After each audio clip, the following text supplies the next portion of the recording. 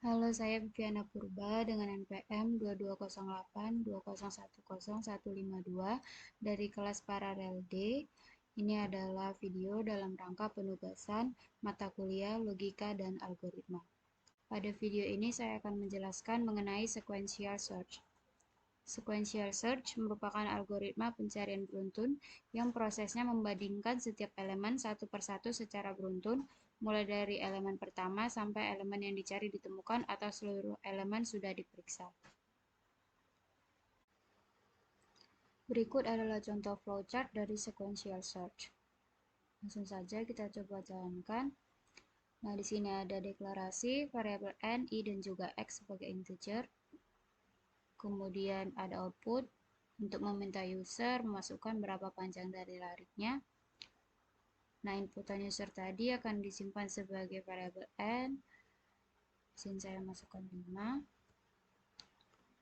Nah, kemudian ada deklarasi array A sepanjang inputan user. Nah, kemudian di sini ada perulangan for nilai i dari sama dengan 0 sampai n dikurang 1 yaitu 4. Kemudian ada assign A dengan indeks i diisi dengan angka random dengan nilai maksimal 10. Kemudian ada output untuk meminta user memasukkan bilangan berapa yang ingin dicari. Contohnya kita masukkan 4. Nah, di sini akan berlanjut pada prosedur cari. Prosedur cari ini menggunakan variabel x, array L, dan juga n sebagai parameternya. Nah, di sini ada deklarasi variabel ketemu sebagai boolean, variabel i dan juga larik berapa sebagai integer. Kemudian ada assign i sama dengan 0 dan juga assign ketemu bernilai false. Kemudian di sini ada perulangan while ketika data pada array L i yaitu 0 tidak sama dengan x yaitu 4 dan i yaitu 0 lebih kecil daripada n yaitu 4 jika bernilai true maka nilai i akan terus bertambah sampai nilai i tidak lebih kecil daripada n atau data pada array li sudah sama dengan x. Nah, ketika sudah tidak memenuhi kondisi ini, artinya ada dua kemungkinan lagi. Nah, jika kondisi ini sudah tidak terpenuhi, maka ada kemungkinan sehingga dilakukan pengecekan kondisi apakah data pada array li sudah sama dengan x. Jika benar, maka variabel ketemu akan bernilai true dan larik berapa akan bernilai i. Jika bernilai salah, jika bernilai false, maka akan keluar output elemen tersebut tidak ada dalam array.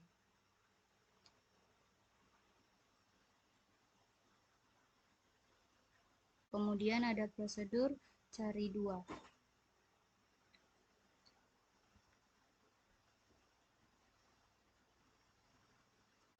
Nah, di sini kita skip aja, kita langsung masukin.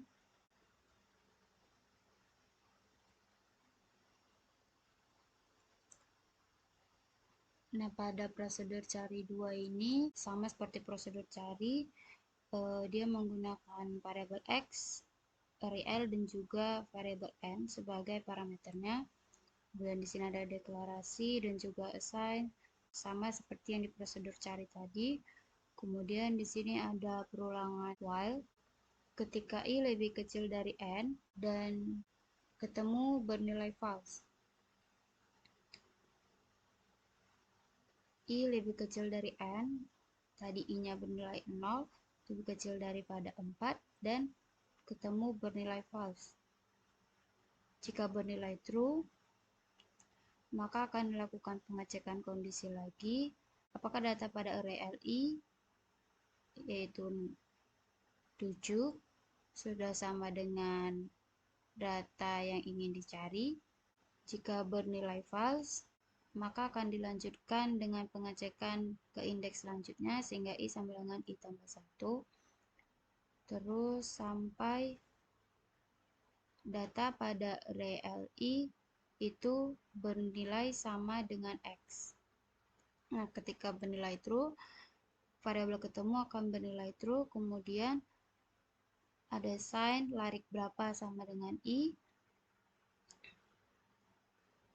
Nah, kemudian kan variabel ketemu di sini sudah bernilai true, sehingga dilanjutkan ke pengecekan kondisi. Apakah ketemunya bernilai true? Nah, di sini bernilai true, sehingga akan keluar output elemen yang dicari ada pada indeks ke berapa. Kemudian jika ketemunya tidak bernilai true, maka akan keluar output elemen yang Anda cari tidak ada pada larik tersebut.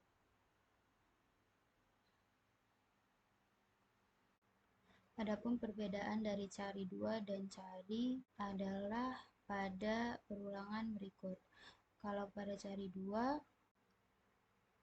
pengecekan kondisi ini ada di dalam perulangan ini.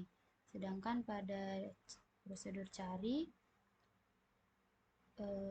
pengecekan ini ada di luar dari perulangan ini. Sekian dari penjelasan saya, semoga bermanfaat. Terima kasih.